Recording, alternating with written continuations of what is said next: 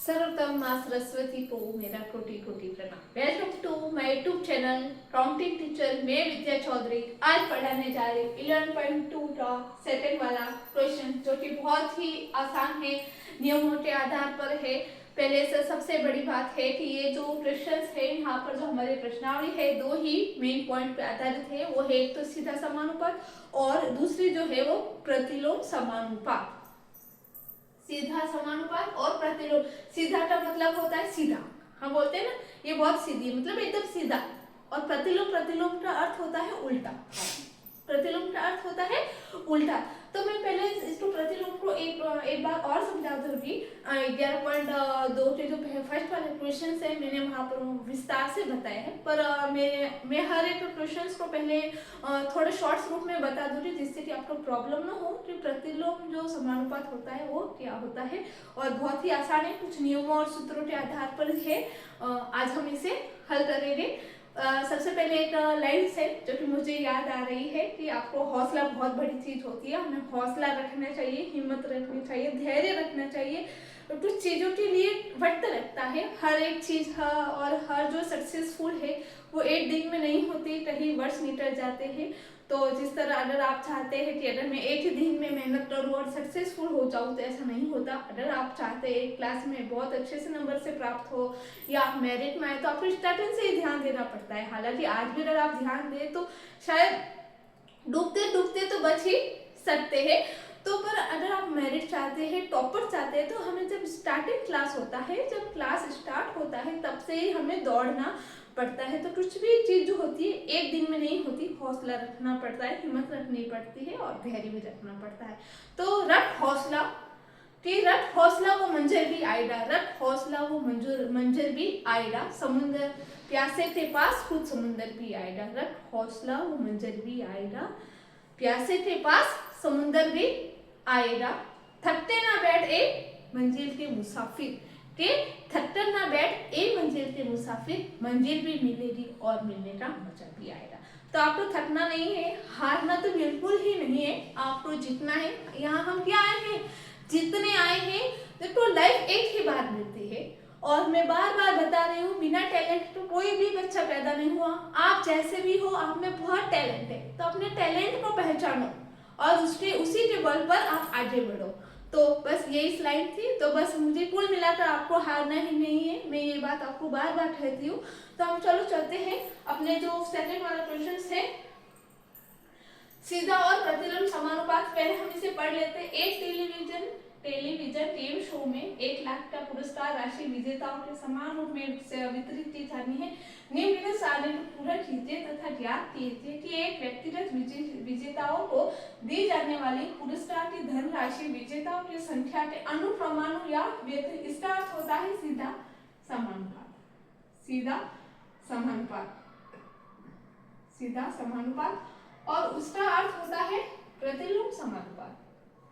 प्रतिलोम समानुपात। इसलिए ये नए शब्द वर्ड को देखकर आपको बिल्कुल डरना नहीं है। इसका अर्थ होता है सीधा समानुपात। और इसका तो हमें पूछा है कि एक व्यक्तिगत विजेताओं को दिए जाने वाले पुरस्कार की जो धनराशि है, तो यह विजेताओं की संख्या के अनुक्रमानुसार या देखो सीधा समानुपात में क्या होता है, एक्स की राशि भी बढ़ती है और वाई की भी बढ़ती है। और इसमें क्या होता है, प्रतिलोम में क्या होगा, जब एक्स की राशि बढ़ेगी तो वाई घटेगा, और जब वाई की राशि बढ़ेगी तो एक्स की राशि घटेगी। इस तरह होता है। तो हमें सबसे पहले यहाँ तालिका दी है, जिसे हमें देखकर बस हाँ या ना में देना है, फिर हम आगे इसे सॉल्व करना है। प्रतिलोम समानुपात का अर्थ मैंने बता दिया, एक राशि बढ़ती है और दूसरी घटती है। जैसे कि कोई यहाँ पर जो राशि देखो, यहाँ पर आप देख रहे हैं 1 2 4 5 8 10 20, मतलब ये राशि जो है एक्स वाली वो बढ़ रही है, और ये जो वाई वाली जो राशि है, y1 y2 y3 y4 y5 y6 और y7, ये देखो 1 लाख था 50,000 हुआ, मतलब ये घटती जा रही है। मतलब ये कौन सा, इनका संबंध किससे है? तो हमें उत्तर में क्या लिखना है कि एक व्यक्तिगत विजेताओं को दी जाने वाली पुरस्कार की धनराशि विजेताओं की संख्याओं की क्या है, व्यक्तिक्रमानुपाती है। अनुक्रमानुपात नहीं है, यहाँ सीधा अनुपात नहीं है, यहाँ प्रतिलोम समानुपात है। तो आपको क्या लिखना है, ये वाला लिखना है। लास्ट में यहाँ पर आपको नीचे लाइंस लिख देना है कि हाँ यह व्यक्तिक्रमानुपाती है। अब हम क्या करना है, इसे हल करना। निर्विभाजक सारणी को पूरा कीजिए और ज्ञात कीजिए। इस सारणी को हमें करना है जिस तरह की सीधा समानुपात में कुछ नियम होता था, x1 बटा y1 बराबर x2 बटा y2। सॉरी, ये इस तरह का नियम नहीं होता था, वहां पर नियम होता था x1 बटा y1 बराबर x2 बटा y2। इस नियम के आधार पर क्या होता था, सीधा समानुपात सॉल्व होता था। लेकिन अब यहाँ पर कुछ उल्टा है। प्रतिलोम का अर्थ ही है क्या है, उल्टा। तो यहाँ पर उल्टा है तो ये नियम है। यहाँ पर हमने जो नियम है, जो बुक्स में जो नियम बताया है, x1 इस बार किसके बराबर होगा, y2। पिछली बार किसके बराबर होता था, x1 y1 बराबर x2 y2, इसी तरह होता था। लेकिन इस बार जो x1 है वो किसके बराबर, y2 इसके बराबर ही है, मतलब तिरछा है, उल्टा है। इसको ऊपर लाना है, इसको क्या करना है, ऊपर उन्होंने लाया है, x1 के पास में उन्होंने y2 लाया। मतलब प्रतिलोम समानुपात है तो उल्टा। प्रतिलोम का अर्थ ही होता है उल्टा समानुपात, मतलब उल्टा। लेकिन हम यहाँ पर ये भी नियम है और ये भी नियम, जो आपको आसान लगे वो इससे आपको करना है। लेकिन जहां तक मेरा मानना है ये नियम आपको हार्ड लगेगा। क्यों होगा कि x1 है और x2 है, जब आपको x3 की राशि ज्ञात करनी पड़ेगी तो आप कंफ्यूज हो जाएंगे, यहाँ पर x3 लिखूं, यहाँ पर लिखूं, यहाँ पर लिखूं या यहाँ पर लिखूं। तो आप इस नियम को ज्यादा ध्यान देना ही है। सबसे आसान नियम मैं आपके लिए लेके आई हूँ, x1 इंटू y, जो कि x1 और y1, और जो भी हमें राशि प्राप्त करनी है, फिर चाहे x3 हो, x4 हो, x5, x6 जो भी हो, तो बस x2, यहाँ पर x6 हो रहा तो यहाँ भी y6, ये सब सेम होते जाएंगे। अगर आप इसे इस तरह भी लिख देना, ये राशि इसी तरह होगी x4 गुना y4, इसका मतलब होता है ना सेम राशि, मतलब ये चल रही है नीचे x5 गुना 5, तो मतलब इस बार हमें प्रॉब्लम नहीं होगी, इससे आप कौन सी भी राशि प्राप्त कर सकते हैं। लेकिन इसमें आपको क्या होगा, समझने में प्रॉब्लम होगी, और सीधा समानुपात और प्रतिलोम समानुपात में आप डिफरेंस मतलब भूल जाएंगे कि इसका नियम क्या था, इसका नियम क्या था। तो ये नियम है, बहुत ही अच्छा है। तो आपको समझ में आ रहा है, ये हमारा मेन पॉइंट है। इस नियम के आधार पर हमें इसे सॉल्व करना है। तो या राइट आंसर कौन सा नियम आपको अच्छा लगा, ये वाला ये वाला, मुझे कमेंट करके बताना। हम इसे नाम ए दे देते और इसे हम नाम बी दे देते। तो नियम हमारा ये हमें मिल गया है। अब हमें क्या करना है, ये वाली राशियां प्राप्त करनी है। हमें कॉलम 5 इस तरह से प्राप्त करनी है। x1 x2 की राशि हमें दी है और इस तरह की राशि हमें ज्ञात करना है। कितने कॉलम है, 1 2 3 4 5। तो मैं 5 बना देती हूँ, 1 2 3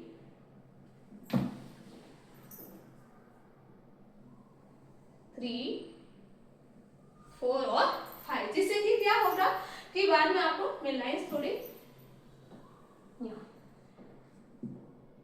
आपको बाद में प्रॉब्लम ना हो। यहाँ पर हम लिख सकते हैं नियमानुसार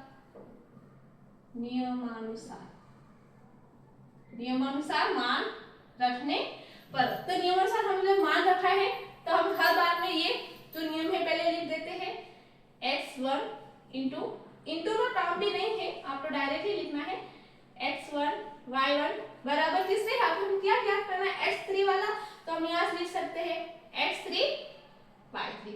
तो हम सबसे पहले इस वाले को हल कर देते, फिर हम इसे कर देंगे, फिर हम इस तरह कंटिन्यू हम सारे क्वेश्चन सॉल्व हो जाएंगे और आपको विधि पूरा समझ में भी आ जाएगा। यहाँ आपको क्या करना है, इस तरह भी आप लिख सकते हैं, अगर आप चाहे तो लाइंस भी बना सकते हैं। मेरा बोर्ड छोटा हो जाएगा, इसलिए मैंने आपको इस तरह करके बताया है। तो हम इसे फिर क्या करना है, x2, यहाँ पर हमें x3 वाला, तो हमें देखो x1 और x2 क्या है, x1 y1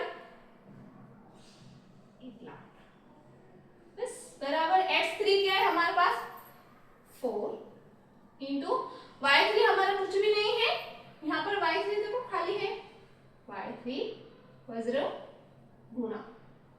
देखो आपको समझना बहुत ही आसान है, बस ये वाला नियम आप याद रखना। ये जो पूरी जो प्रश्नावली है इसके आधार पर बस आपको ये समझना होगा कि दिए गए प्रश्न को आपको समझना होगा कि ये प्रतिलोम है या सीधा है। अगर आपको अभी तक भी समझ में नहीं आता हो कि सीधा प्रतिलोम की पहचान क्या है या ये क्या बोलते हैं प्रतिलोम समानुपात की पहचान क्या है, तो आप मुझे कमेंट में लिख सकते हैं। मैं इसका वीडियो ही अलग बना दूंगी जिससे कि आपको डाउट ही नहीं, आपको कुछ भी डाउट नहीं रहना चाहिए। जब तक आपको डाउट रहेगा आप क्वेश्चंस को सॉल्व कभी कर ही नहीं पाएंगे।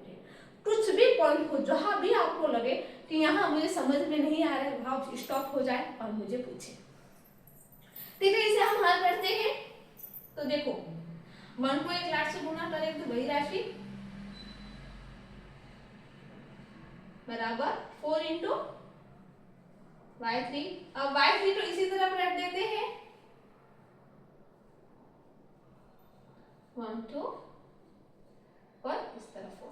अब जब 4 का 1 लाख में भाग जाएगा तो मैं यहाँ पर रफ कार्य की मदद से आपको 4 में 1 लाख का हमें भाग देना है। 4 के बारे में 10 2 का 4 दूना 8 और आया ये 2, फिर 4 बचे 20। पीछे कितने शून्य बचे 1 2 3, 1 2 3। तो कितना आंसर आया हमारा y3 आया है हमारा 25,000 रुपए। टाइम किसमें है रुपए में, तो हमारा ये वाला आंसर आ गया है। अब बस कितना आसान था, एकदम लग रहा है ना आपको आसान।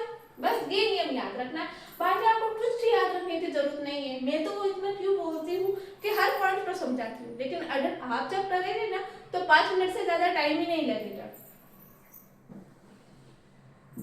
तो फिर अब हम इसे सॉल्व करते हैं ये वाले को 5 वाले को। वही नियम x1 y1 बराबर क्या था हमारा, अभी x4 को हमें ज्ञात करना है x4 y4। आसान लग रहा है ना नियमानुसार,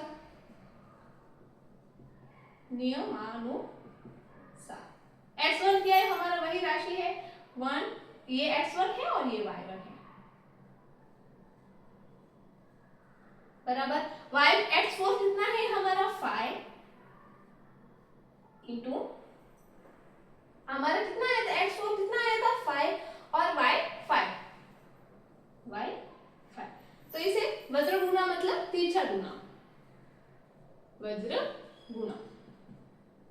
तो बस 1 2 3 4 5 बराबर 5 इंटू y4।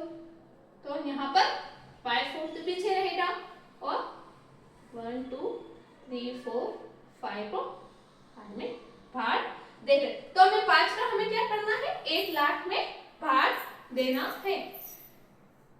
1 लाख में भाग दे देते हैं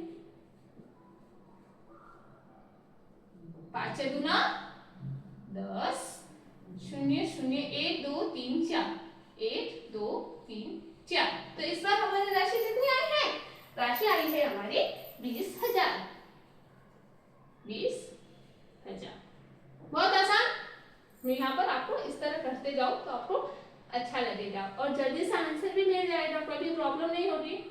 कुछ भी प्रॉब्लम हो रही है क्या, नहीं ना, बहुत ही आसान लगा। मुझे तो लगता है सीधा समानुपात की तुलना में अगर बात करें तो ये उससे भी आसान है। बस ये वाला नियम, हमें ये नियम तो आप भूल ही जाओ, ये तो मैंने बस आपको समझाने के लिए बताया था।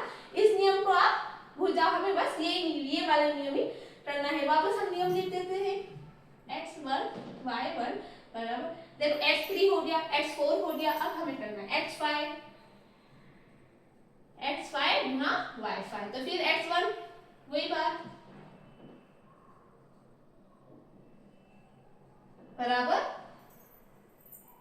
हमने 1 लाख लिखना है और x5 हमारा क्या है 8 इंटू y5 वज्र गुना करने पर। वज्र गुना जब हमने किया तो हमारा क्या आंसर आया है यहाँ पर 1 2 3 4 5। ये y को 5 को इधर ही रख देते हैं यहाँ पर। अब 8 हो गया। अब हमें क्या करना है इस 8 को 1 लाख में गुणा करना है। 1 2 3 4 5। देखो 8 एक 8, फिर पीछे बचे 2 और ये शून्य उतारा, 8 गुना 16, फिर पीछे बचा 4, फिर उतारा शून्य, आटा बचा 40 और पीछे शून्य शून्य, मतलब हमारा आंसर कितना है 12,500। जब 1 लाख का 8 में हमने भाग दिया तो हमारा आंसर आया 12,500। 12,500 रुपए वाईफाई आ गया है हमारा रुपए। बस अब इसी तरह, अब तो बहुत ही आसान है, हमारे 2 ही बच्चे हैं, x1 y1 बराबर, अभी हम क्या करना है x6 और y6 का x6 y6 नियमानुसार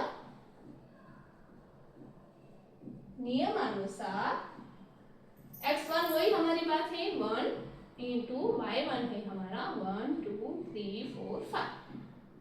बस सुनियो, x6 क्या है हमारा 10 इंटू y6 कुछ भी नहीं है, इसे नाम दे देते हैं y6। फिर यहाँ पर वज्र गुना यहाँ पर हो गया है, हमने यहाँ पर वज्र गुना तो करने की जरूरत भी नहीं, तिरछा गुना तो हमारे यहाँ पर हो गया है। फिर हमें यहाँ पर लिखना है पक्षांतरण। अब क्या होगा पक्षांतरण, पक्षांतरण। यहाँ पर जब पक्षांतरण हो गया 1 2 3, इस y को 6 को इधर ही रख देते हैं और ये जो 10 है वो यहाँ पर भाग हो गया। 1 लाख में जब हमने, देखो यहाँ से एकदम ही आसान, ये शून्य से ये शून्य कट दिया, 1 2 3 4,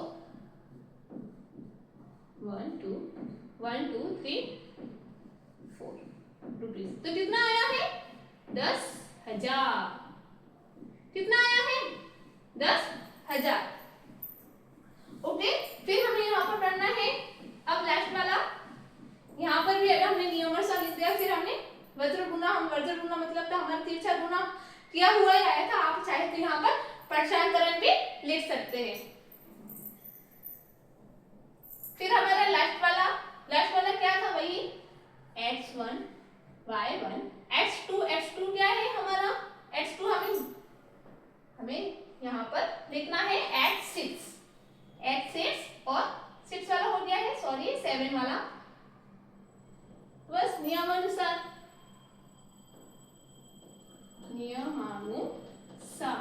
जब हमने नियमानुसार जब किया 1 इंटू 1 2 3 4 5, x1 x मतलब 7 क्या है, x7 हमारा 20 है और y जो 7 है वो हमारा कुछ भी नहीं है, y7 है। फिर यहाँ पर हमें पक्षांतरण, जब हमने पक्षांतरण किया तो 1 लाख को 1 लाख से गुना किया तो वही राशि बराबर y7 तो इसी तरफ रह गया और ये 0। अब यहाँ पर जब हम देखते हैं, चाहे तो इस संख्या को आपस में काट भी सकते हैं, लेकिन मैं आपको यहाँ पर भाग ही दे देती हूँ जिससे कि आपको प्रॉब्लम ना हो। मतलब 20 के पहाड़ी में 100 आते हैं, 5 बार 100 और 0 0, पीछे कितने बचे, मतलब हमारा जो आंसर आया है 5,000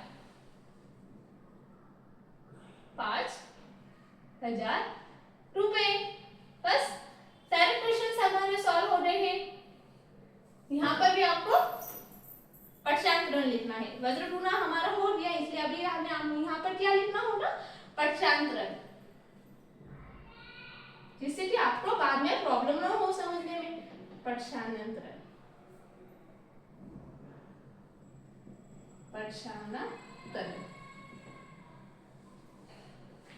यहाँ भी पक्षांतरण।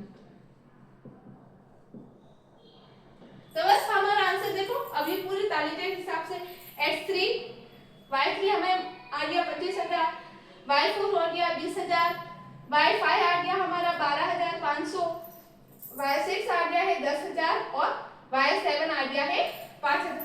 इस तरह आपको भी करना है। अगर आप चाहे तो इस तरह नहीं करके इस तरह भी आप स्टेप बाय स्टेप कर सकते हैं, जिससे कि पूरे पेज में समा जाएगा। ये ऐसे वाले जो क्वेश्चन होते हैं कम से कम 5 नंबर पे तो आते हैं, 5 में से एक भी नंबर कट नहीं होना चाहिए, मैं आपको पहले ही बोल देती हूँ। और बिल्कुल होगा ही नहीं अगर आप इस तरह विधि पूर्वक करेंगे तो सच बता रही हूँ कि आपके जो आंसर है वो विधि के आंसर के पूरे में से पूरे आएंगे। मैं मेरा खुद का घमंड तो नहीं करती, लेकिन जब मैं एग्जाम्स देने जाती थी तो मुझे इतनी हड़बड़ी रहती थी क्योंकि मैं विधि बहुत लंबा करती थी। तो बहुत सारे सर कहते थे कि विधि बहुत अच्छा करती हो, विधि बहुत अच्छा करती हो, और मेरे विधि के ही नंबर मिलते थे। आंसर में पूरा करती थी और हमारे क्लास का एक जो टॉपर था उसे पूरा आता था, लेकिन वो इतना फास्टर था कि कितने जल्दी मुझे पूरी विधि नहीं लिख पाता था, इसलिए उसे थोड़े नंबर कट हो जाते थे। तो आपको भी पूरी विधि करनी है, फिर आंसर आ रहा है, समझ में आ रहा है, तो विधि करने में क्या है, फिर अपने हाथों से ही हम अपने कम नंबर क्यों लाए, ऐसा होना ही नहीं चाहिए। हमें हमारे जो नंबर है हमें पूरे चाहिए। कभी भी हमेशा बड़ा सोचो, ऐसा नहीं हो रहा 10 हो रहा 9 आएगा तो भी चलेगा, नहीं, एक नंबर कम क्यों हुआ खुद से पूछो। अपने मन से हमें जीतना है, हमें दूसरों को नहीं हराना, अपने मन को जीतना है, अपने मन से हमें जीतना है। तो आज का वीडियो पसंद आया हो लाइक करें, शेयर करें, सब्सक्राइब करें। मिलते हैं अगली वीडियो में, तब तक वंदे मातरम।